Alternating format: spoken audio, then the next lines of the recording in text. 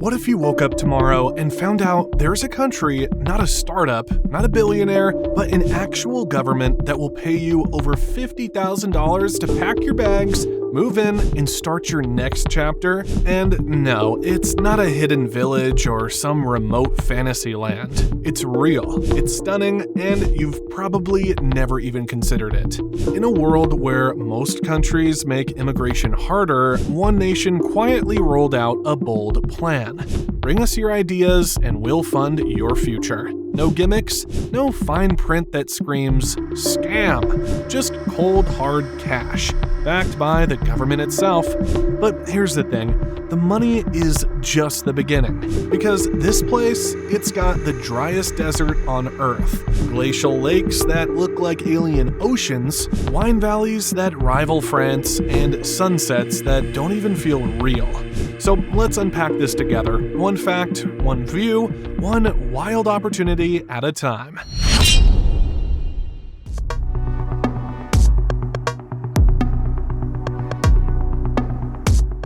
Back in 2010, Chile was facing a problem. It had talented people, steady growth, and one of the safest economies in Latin America.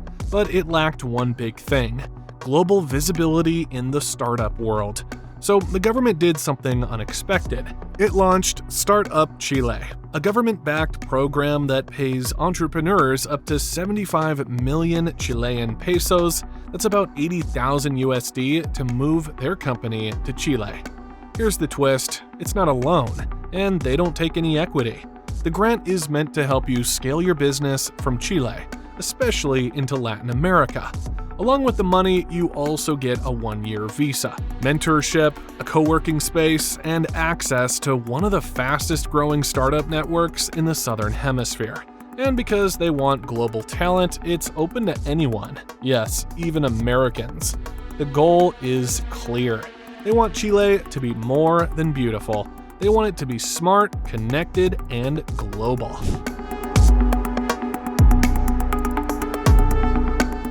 Now, before you picture this like winning a game show, here's how it actually works. You'll need more than just a dream.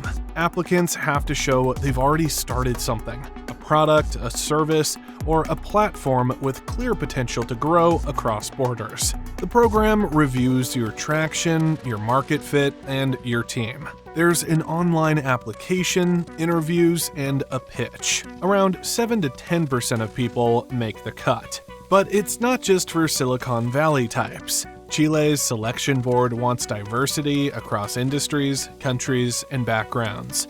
Solo founders are welcome. Tech isn't required, but scalability is. You'll also need to commit to spending at least 6 months in Chile, building, hiring, and integrating into the local ecosystem. Once accepted, you'll fly into Santiago, sign your contract, and get everything set up: a RUT tax ID, your visa, and of course, the funds. This is one of the few times in the world where government money isn't buried in red tape. It's direct, it's digital, and it's designed to help you move fast. For most people in the program, life begins in Santiago, Chile's capital and largest city. Think of it as a blend between Europe and Latin America, with wide boulevards, mountain views, and neighborhoods that vary from historic and artsy to modern and polished.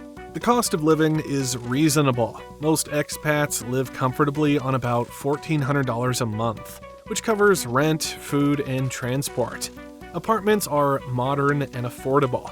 Internet is fast, often over 250 megabytes per second, and the city has one of South America's most efficient metro systems.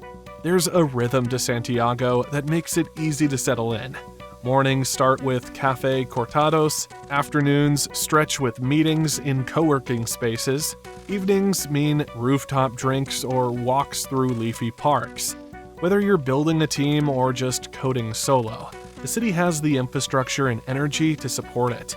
And for anyone wondering about safety, Chile consistently ranks as the safest country in Latin America, and Santiago is no exception. Stay street smart, but know you're in good hands. If you're expecting Chile to feel like a copy of the US or Europe, pause right there. Chilean culture moves differently, and in a good way. Here, people take time. Meals are slow and full of conversation. Strangers greet each other on the street. There's warmth in the way people treat you. Polite, respectful, but with a sense of dry humor that sneaks up on you. It's not loud or flashy, but it's real. And there are the celebrations.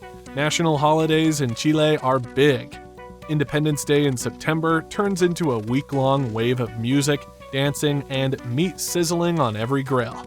Locals break out the cueca, their national dance, and suddenly everyone's twirling handkerchiefs in the plaza, whether you're local or not. Even the language adds a layer. Spanish is the norm, but many in the startup world speak English. Still, learning a few phrases goes a long way. It's not about fluency, it's about connection, and that's something Chileans value. Chile's geography doesn't make sense, and that's what makes it unforgettable. In the north, you'll find the Atacama Desert, the driest non-polar place on Earth. Some parts haven't seen a drop of rain in decades. But under that dry air, the clearest skies in the world. Nights reveal star fields so vivid, observatories from around the globe are built here. And yes, locals run stargazing tours right in their backyards. Then you hit the center, fertile valleys with world-class vineyards and Andean backdrops that look painted. One minute you're sipping Carmenere at a wine estate. The next, you're skiing just 90 minutes outside Santiago. But the south is where it gets cinematic. Patagonia stretches into blue lakes, frozen glaciers, and mountain peaks that look too sharp to be real. In Torres del Paine, you hike for hours without seeing another person. Then look up and realize you're walking through a postcard. Chile isn't just one country. It's a vertical continent. And no matter where you are, nature is right outside the city limits, waiting to be explored. The money is real, the views are real, but no dream comes without fine print. Startup Chile isn't free money to lounge on the beach. It's an investment backed by public funds that expects results. Founders are required to meet key goals: grow users, hire locally, or expand into new markets. If the funds are misused or the business never materializes, the government can ask for repayment. You also need to stay in Chile for at least 6 months during the program. While it's flexible and you can travel within that time, this isn't a passive visa. The goal is integration. Then there's the learning curve.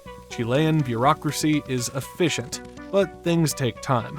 Setting up a business account or filing paperwork may involve more steps than you're used to. A bit of Spanish helps, but thankfully, the Startup Chile team supports you through it. So yes, it's a powerful opportunity, but it's not a vacation, it's a relocation. One that's meant for builders, dreamers, and people ready to create something real. Here's what's interesting. A surprising number of founders don't leave when the program ends, and it's not just because of the scenery. Chile has quietly built one of Latin America's strongest ecosystems for entrepreneurship. After Startup Chile, many founders raise local capital, expand across the region, or even base their company permanently in Santiago. But it's not just about business. Chile consistently ranks highest in South America for safety, infrastructure, and quality of life. Internet is fast, water is clean, roads are solid. Healthcare is affordable and ranked among the best in the region. The country also passed same-sex marriage laws in 2022, reflecting its steady move toward progressive values. There's freedom here, both personal and professional. It's hard to describe until you've felt it. Even outside Santiago, cities like Valdivia and Concepcion are building their own startup communities. And the lower cost of living means your money goes further. Rent, transport, even dining out, all more accessible than in major US cities. So when the grant ends, a lot of people realize something surprising. They didn't just move for the money, they moved for a better life. At first glance, paying foreigners to move to your country might sound like a publicity stunt. But what Chile is doing is far more strategic. Instead of waiting for global talent to arrive, they're inviting it in and giving it resources to grow. And by doing that, they're turning Chile into a launch pad, not just for Latin America, but for the world. It's a country that understands something simple. If you want to build the future, you need people who believe in building things. So they created a system that brings them in, supports them, and lets them stay. And the result? Over 2,000 companies launched, thousands of jobs created, and a rising generation of international entrepreneurs calling Chile home. This isn't a loophole. It's not a life hack. It's a blueprint for what a smart country can do when it bets on people, not just policies. And if you thought Chile's strategy was bold, wait till you see where else people are living better for less. I booked my last trip to Cancun for half the usual price. And no, I'm not gatekeeping. I used Expedia, and I've got an affiliate link below that gets you the same deals. No extra cost to you, just real savings. I'm really grateful for your time and attention. I spend hours curating the best information possible for you and presenting it in a way that actually keeps things interesting. If you appreciate that, consider buying me a coffee. It helps more than you think. Would you move to a country if they paid you? Comment below. I read every one. Don't forget to like, subscribe, and don't miss the next one, where we visit a jaw-dropping beach paradise that'll cost just $200 a month to live in. It changed everything.